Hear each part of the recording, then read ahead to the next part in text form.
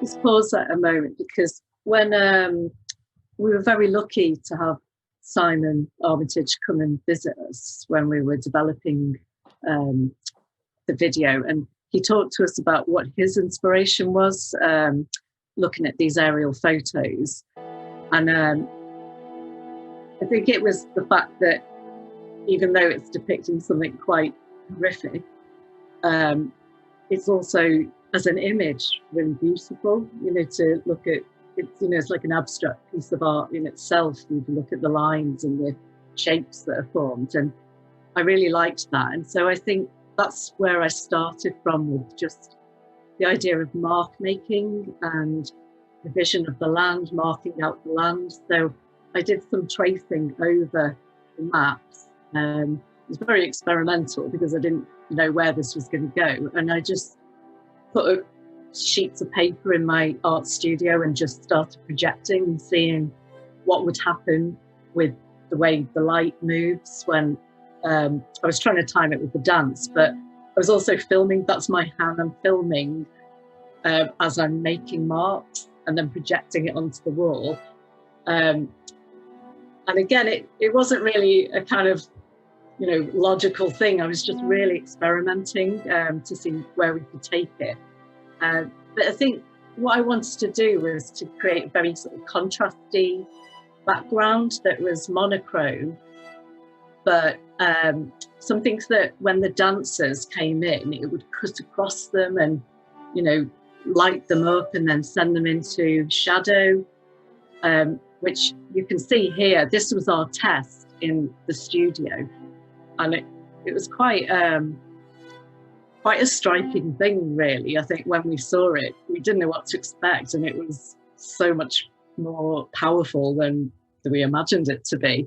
And I think that's when, that day was when Simon came to watch it, and I think he was he said he was blown away by what he saw, because I don't think he'd ever seen, he's not that familiar with contemporary dance, but he'd never seen that combination of video projection like that, but also the way we'd taken the themes from his poetry and we'd really listened to what had inspired him, but we brought our own elements into it as well. So yeah, I think we were really pleased that first time. It felt good, didn't it, to see how it was working. And we sort of done the discussion about the video by distance, so we didn't know really how it was going to work at all. And that first time we had a dark rehearsal room where it had white walls and a pale floor. And the first time that video was projected, it was a really sharp intake of breath moment, because it had achieved so much more than the way we'd started out with this Tide of Humber. And just to talk about the costumes there, I'd realised that we could use those as screens as well to project the images onto, but deliberately designing them so that they were very full, and that the movement they make gives another movement apart from the dance, the choreography itself.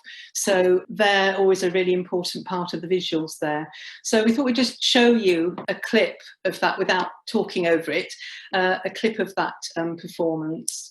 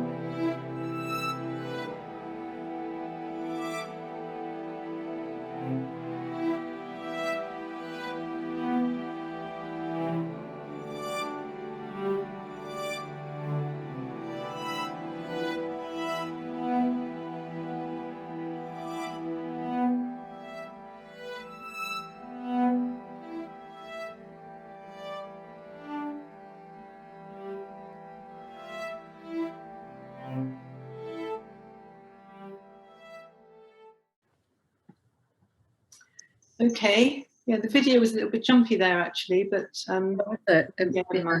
yeah, it's fine.